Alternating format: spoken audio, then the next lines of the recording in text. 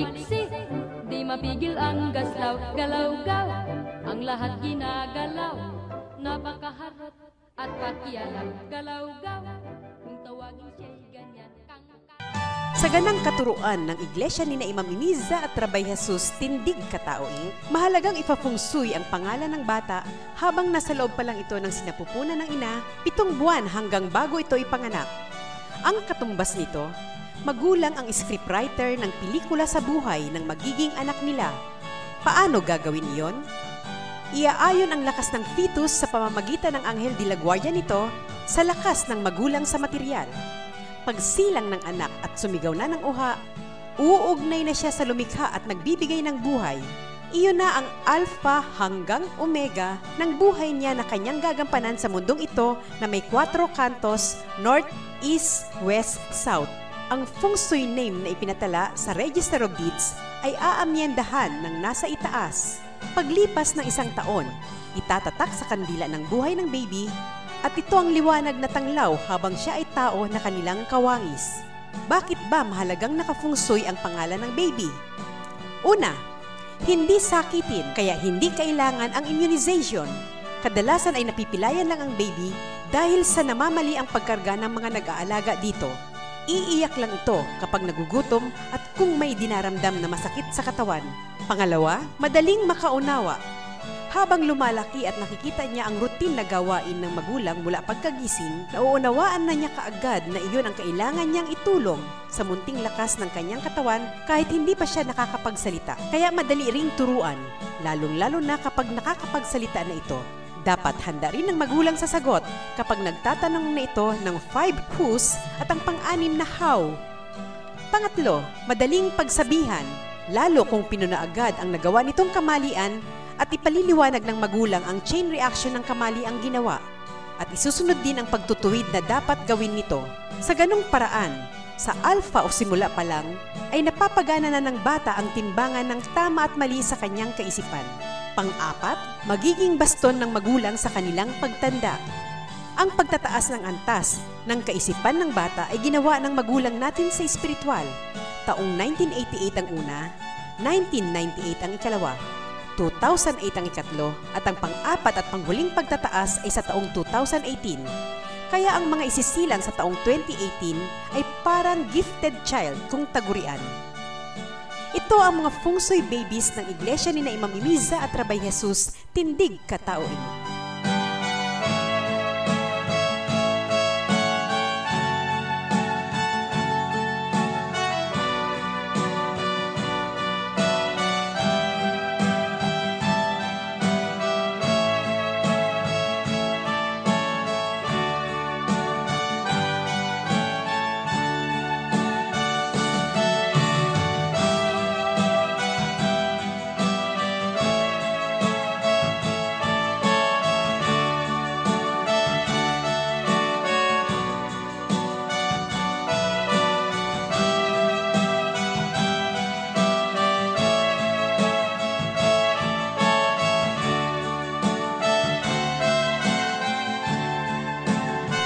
Tindig by Etama Robles Forum. Bakit nga ba acronym ang tindig? Kasi ang letra kung may tuldok, mas may malalim pa itong kahulugan at tukoy kaugnay sa salita. Halimbawa na nga ang tindig. Kahit isang salita lang at walang tuldok-tuldok ay parang isang pangungusap na at tumutukoy agad sa pagsasagawa ng salita.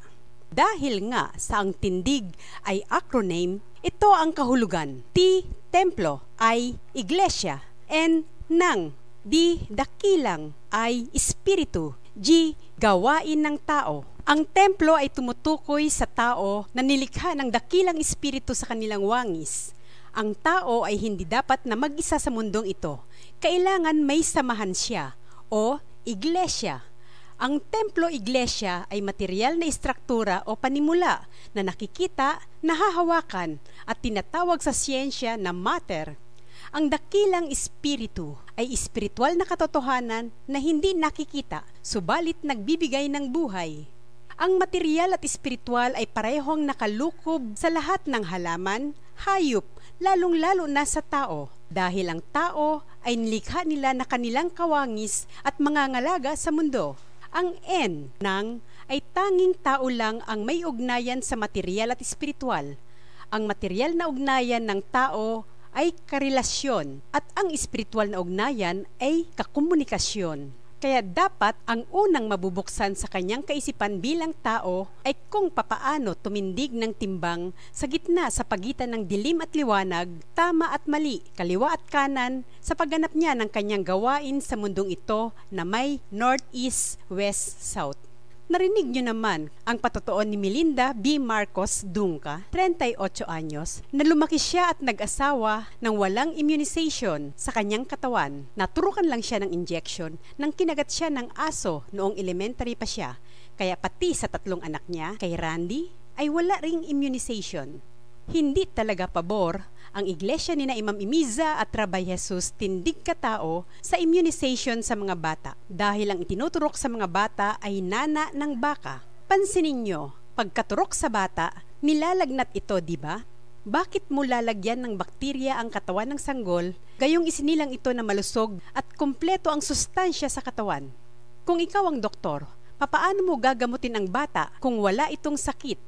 Ipaliwanag mo nga kung papaano? Upang maiwasan ang maging sakitin ng sanggol, nabanggit ko na kung papaano ang gagawin. Kung maniniwala kayo sa sinasabi ko, edi mabuti. Kailangan ang mag-asawa ang mag-iisip ng 3 pangalan ng batang babae at 3 pangalan ng batang lalaki. Ang feng shui name ng baby ay script na gagampanan niya sa alpha hanggang omega ng kanyang buhay sa mundong ito. Yan ang simula bago pa sumigaw ng uha ang sanggol. E papaano ang mga hindi naka-feng shui ang pangalan ng tao sa ngayon? Iyan na ang panahon sa gitna na hahanapin na niya ang sagot kung bakit siya sumigaw ng uha at ano ang misyon niya sa mundong ito. Sa high school graduating student, career guidance ang tulong namin sa Tindig by Etama Robles Forum. Babasahin sa pangalan ng estudyante kung anong karera siya suswertihin.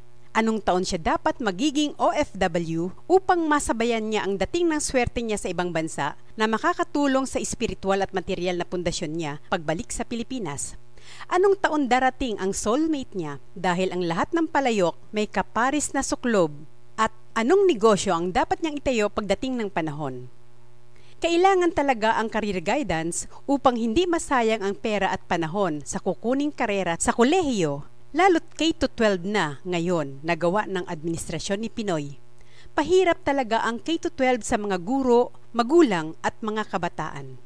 Sayang, mas maganda sana ang TESDA Ladderized Education Program sa administrasyon ni GMA. Dahil sa pag-akyat sa itaas sa gusaling may 4 na palapag, magandang dumaan ka sa hagdanan gamit ang kaliwa at kanang paa. May ehersisyo na makabubuti pa sa puso at kaisipan. Sa taong may karamdaman na pero hindi pa bedridden, kung baga sa sasakyan ay kailangan ng ibabaang makina.